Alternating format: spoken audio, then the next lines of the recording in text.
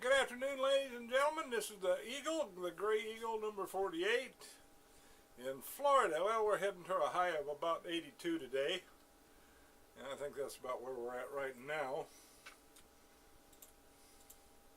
Not a cloud in the sky. It's a beautiful day here in Florida for you snowbirdies that come down in the winter. The Canadians and people from Chicago, New York, Philadelphia, and even Atlanta. Massachusetts, we got a lot of people from Massachusetts down here these days, and they enjoy the beaches and the various activities we have here in Florida. We got a lot of articles to consider today, and all fulfilling Bible prophecy. That's end times prophecy. I watched a special, I guess it was probably 2 or 3 hours special on TV a while back, and you know, not one single, it was a prophecy conference, but you know, not one single solitary end times Bible prophecy was spoken of. Not a one. How pathetic the church has become these days. They don't even, they're so afraid of the end times and what it portends, but it doesn't portend anything bad for the church. It portends bad things for the wicked, the unsaved, the ungodly, and the great men of the earth that oppress the church and oppress people of small means. You know, that reminds me a while back, after this Gulf oil spill thing, one of the high muckety mucks, he was a Scotsman from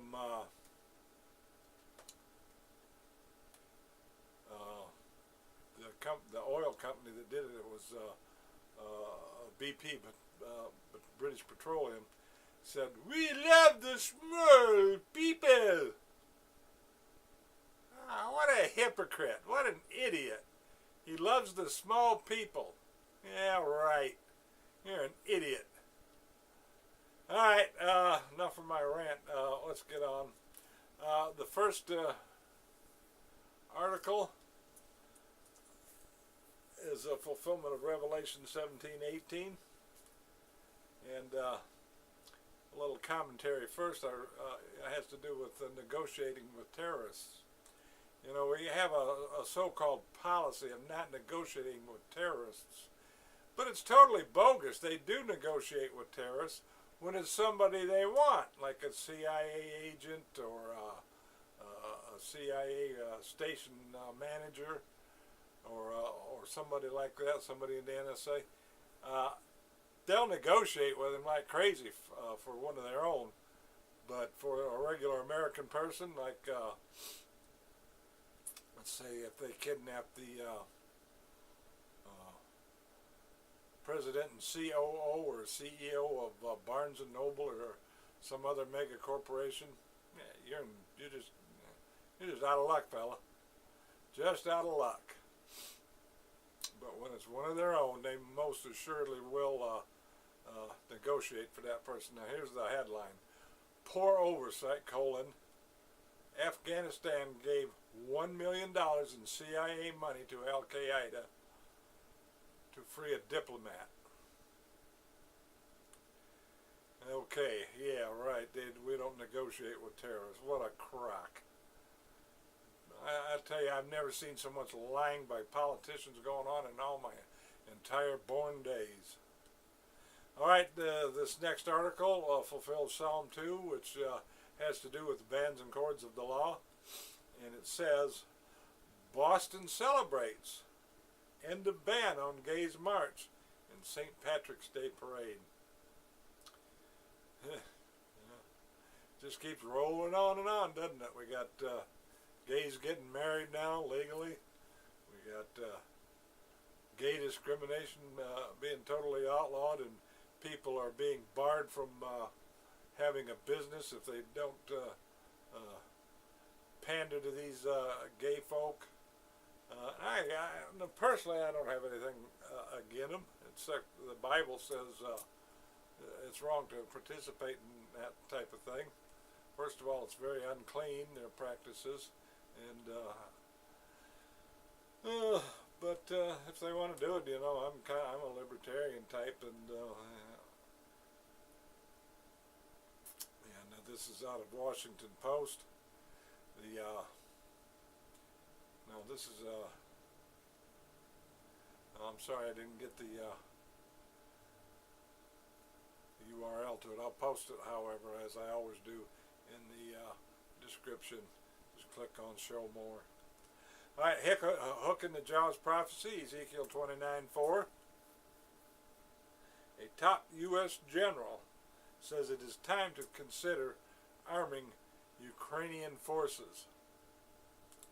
This is out of the Washington Post, this article, so I'll link it in the description, and you can read it. Top U.S. general says it's time to consider arming Ukrainian posts.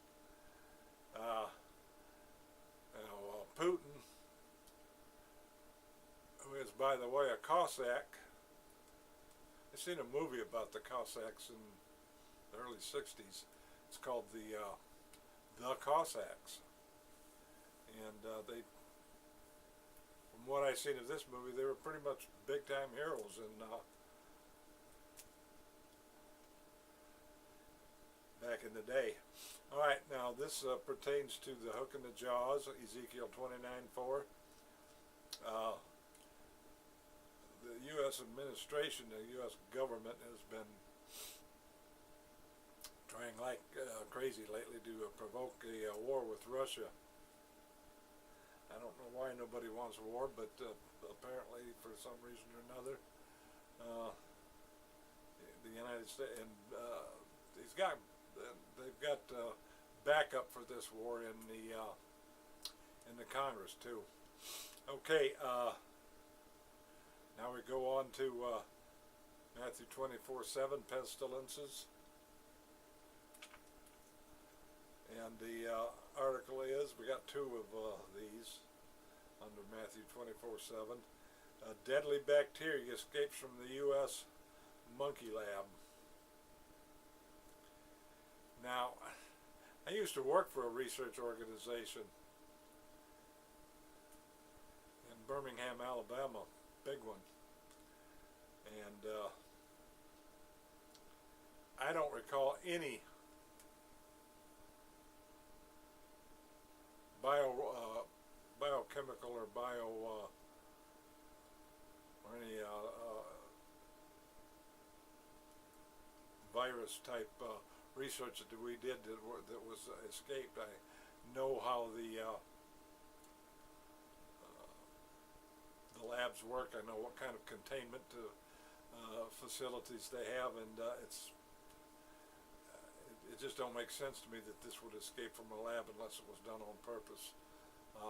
Somebody walked it out of the lab in their pocket. And they could do that because most all the employees wear those lab coats, and it covers up their garments underneath. And we were not allowed to search them when they left. So, yeah, I mean, there was 600 employees there.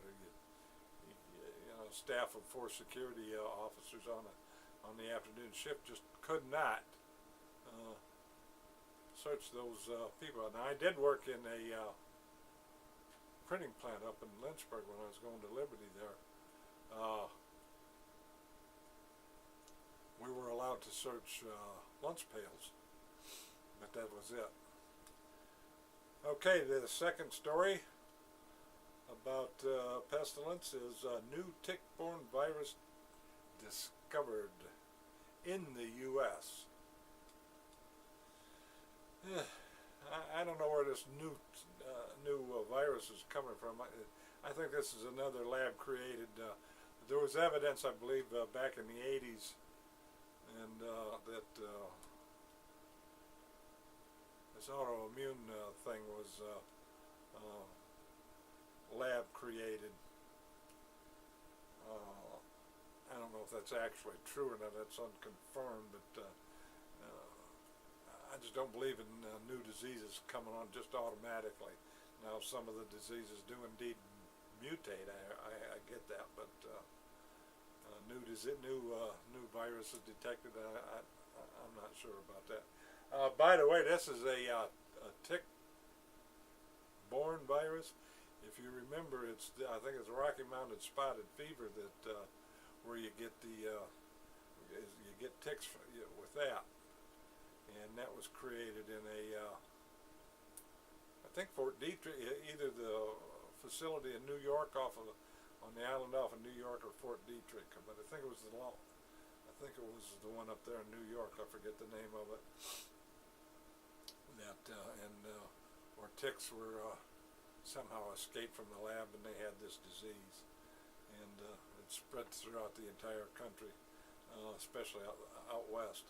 Okay, now that fulfills. We got one other one here. Sorry, rumors of war. Matthew 24:6. Chemtrails, the secret war. Right here on YouTube, by the way. Right here on YouTube, and I'll have it linked for you. And the name of it is Chemtrails, the Secret War. If you don't know what chemtrails is,